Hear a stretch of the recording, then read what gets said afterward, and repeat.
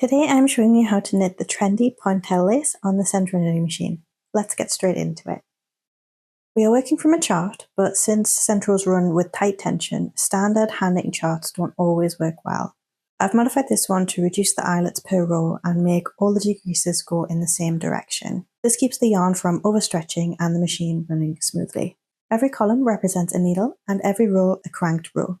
Take a screenshot of this now. When the chart shows a circle, for example this row has a circle on needle 6, crank the machine until needle 6 is slightly raised. Take your tool, lift the stitch off the needle. Crank the machine a bit to raise the next needle and transfer the stitch to that needle. You now have one empty needle, the circle, and one needle holding 2 stitches, the slash.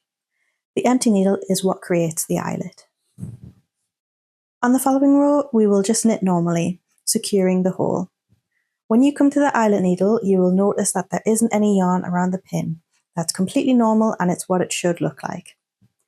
Follow the chart, repeating the transfers. And that's how you do manual Pointelle on a circular knitting machine.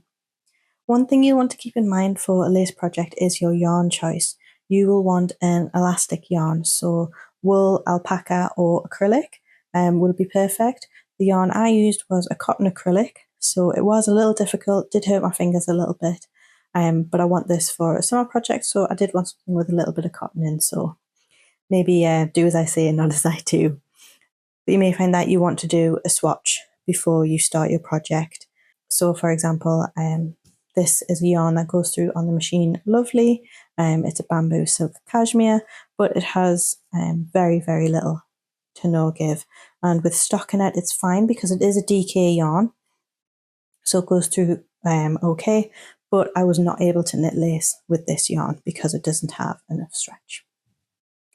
So before you start your project, do a little swatch like this one. Make sure that you're able to do, especially this row where you have a lot of lace stitches all in one go. I hope you enjoyed this tutorial and it was useful. Thank you very much for watching.